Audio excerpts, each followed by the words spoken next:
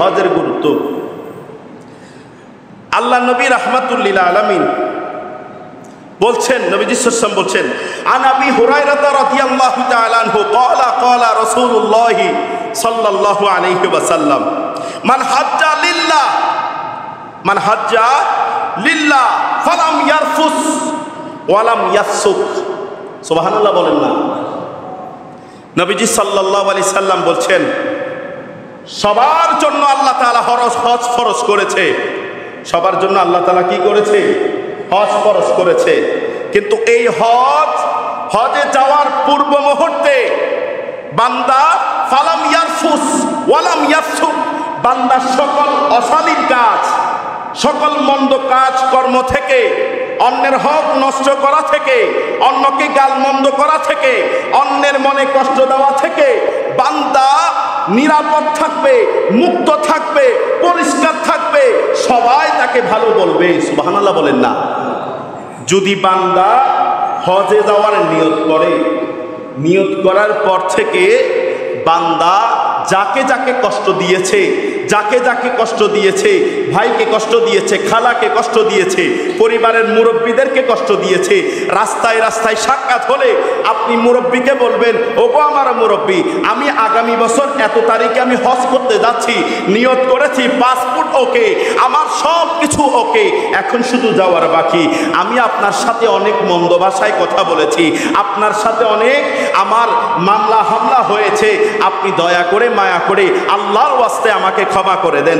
আপনি ক্ষমা চাবেন, আমার আল্লাহ ক্ষমাকারী বান্দাকে বেশি পছন্দ করে। সুবহানাল্লাহ বলেন। যে ক্ষমা চায় আর যে ক্ষমা করে, যে ক্ষমা চায়, যে ক্ষমা করে, ওই দুইটা বান্দাকে আমার আল্লাহ বেশি পছন্দ করে। সুবহানাল্লাহ বলেন না। সেজন্য সব সময় একটা তবিয়ত নিজের মধ্যে সব সময় রাখবেন, একটা শিক্ষা, একটা আদর্শ নিজের মধ্যে সব সময় রাখবেন। ক্ষমা করবেন, ক্ষমা চাইবেন, ক্ষমা করবেন, ক্ষমা চাইবেন সব সময়।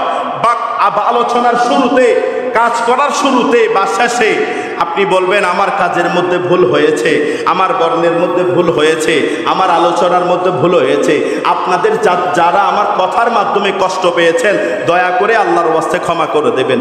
দেখবেন আল্লাহ তাআলা যে আপনি ক্ষমা চেয়েছেন, আল্লাহ ক্ষমাকারীকে বেশি পছন্দ করে, আর যারা ক্ষমা করতে পছন্দ করে তাদেরকেও আমার আল্লাহ বেশি পছন্দ করে। সুবহানাল্লাহ। একটু দুরূদ শরীফ পড়ি। আল্লাহুম্মা, ওই বান্দা যারা নিয়ত করেছে, নিয়ত করার পর থেকে সমগ্র অশালীন কথা কাজ কর্ম থেকে বিরত থেকেছে, ওই সকল বান্দার ব্যাপারে রাসূলুল্লাহ বলেছেন, রাজাআকা ইয়াউমিন ওয়ালাদাতহু উম্মুহু। চিৎকার মেরে বলি সুবহানাল্লাহ।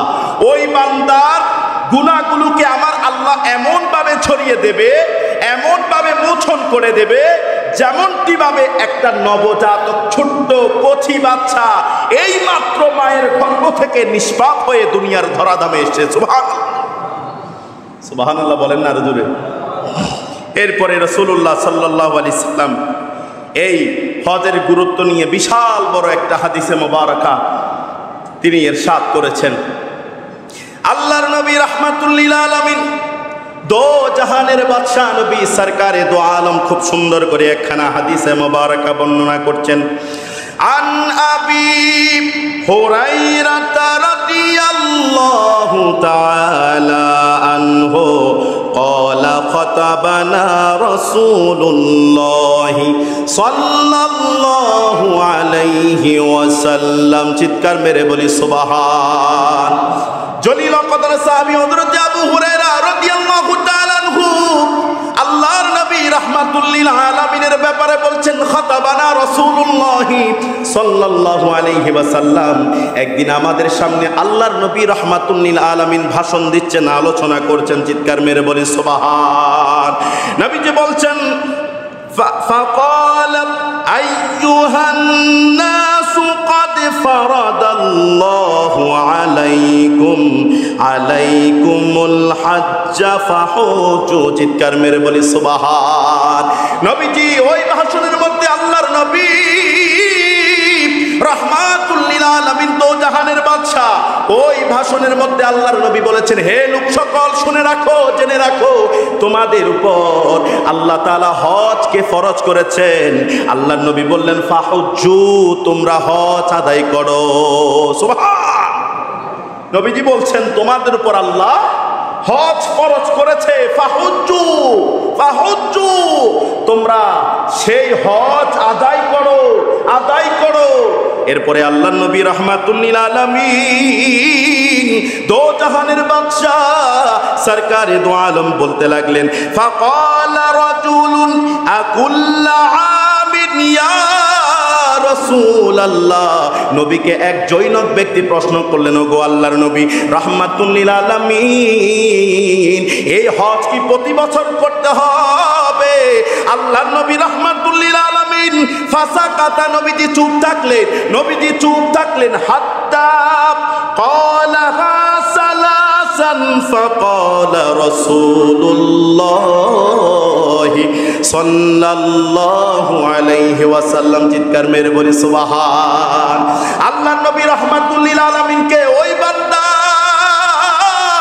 ওই জৈনক বান্দা, ওই জৈনক উম্মত আল্লাহর নবীকে প্রশ্ন করলেন, নবী গো, ওগো আল্লাহর নবী, এই হজ কি প্রতি বছর করতে হবে?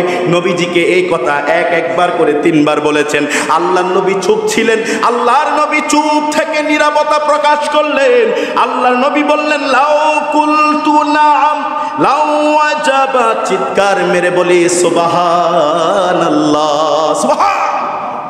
নবীজি বললেন, লাউ কুলতু নাআম, আমি যদি হ্যাঁ বলতাম, নবীজি বলছে, ওই জৈনক ব্যক্তিকে বলছে, আমি যদি হ্যাঁ বলতাম, লাউ ওয়াজাবাত, তাহলে তোমাদের জন্য প্রতি বছর এই হজ আমার আল্লাহ ফরজ করতেন, প্রতি বছর তোমাদের জন্য হজ করতে হতো। সুবহানাল্লাহ। নবীজি বলেন নাই, ফাসাকাতা, নবীজি চুপ ছিলেন। এরপরে আল্লাহর নবী রাহমাতুল লিল আলামিন বলতে লাগলেন, ওয়ালা মাস্তাতাতুম সুম্মা ক্বালা যারুনি মা তারাকতুম, চিৎকার মেরে বলি সুবহান। আল্লাহর নবী রাহমাতুল লিল আলামিন বললেন, ও জৈনক ব্যক্তি শুনে রাখো, জেনে রাখো, প্রতি বছর তোমরা হজ আদায় করতে পারবা না, তোমরা ছেড়ে দিবা, তোমাদের সমর্থন থাকবে না, তোমাদের সম্পদ থাকবে না, তোমাদের ধন দৌলত থাকবে না, তোমাদের জন্য কষ্ট হয়ে যাবে। সেই জন্য আল্লাহর নবী রাহমাতুল লিল আলামিন ফাসাকাতা, চুপ থাকলেন। চিৎকার মেরে বলি সুবহান।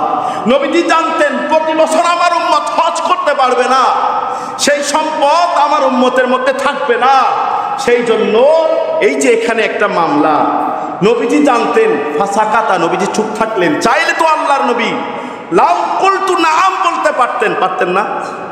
লাউ কুলতু নাআম যদি আল্লাহর নবী বলে দিতেন, তাহলে সকল মুসলিম উম্মার জন্য প্রতি বছর একবার হজ করা ফরজ থাকতো। এই ফরজ বিধান আমরা প্রতি বছর আদায় করতে পারবো না বলে নবীজি ফাসাকাতা, নবীজি চুপ থাকলেন, নবীজি নীরবতা প্রকাশ করলেন। সুবহানাল্লাহ বলেন না? ও যুবক বাবারা, বন্ধুরা, আল্লাহর নবী রাহমাতুল লিল আলামিন, দো জাহানের বাদশা, তিনি বলতে লাগলেন, ফা ইন্নামা হালাকা মান কানা ক্বাবলাকুম বিকাসরাতিন সুওয়ালিহিম ওয়া ইখতিলাফিহিম, চিৎকার মেরে বলি সুবহান।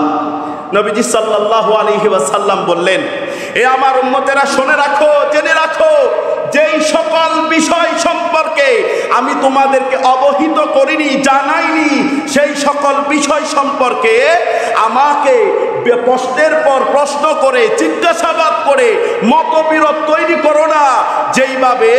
যেভাবে আল্লাহর নবী বলতে লাগলেন, আলা আম্বিয়াইহিম ফাইদা আমারতুকুম শাইআ, সুবহানাল্লাহ বলেন না?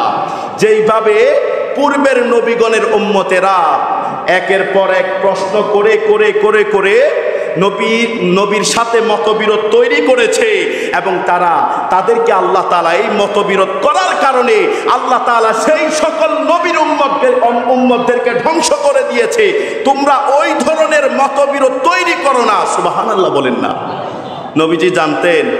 নবীজি বলছেন, তোমরা চুপ থাকো। নবীর জামানায়ও এই এমন কিছু উম্মত আছে যারা ফিতনা ফাসাদ তখনও ছড়িয়েছে, এখনো ছড়াচ্ছে, ঠিক কিনা বলেন? এখনো ছড়াচ্ছে, ঠিক না? সেই জন্য আল্লাহর নবী বললেন, শোনো আমার উম্মতেরা, আমার সাথে ওই সকল বিষয় সম্পর্কে মতবিরোধ করো না, চুপ থাকো, চুপ থাকো। নবীজি বললেন, ফাতু মিনহু মাস্তাতুম, আমি যখন যেই কাজের নির্দেশ দেই, সেই কাজ তোমরা সাধ্য অনুযায়ী আদায় করো।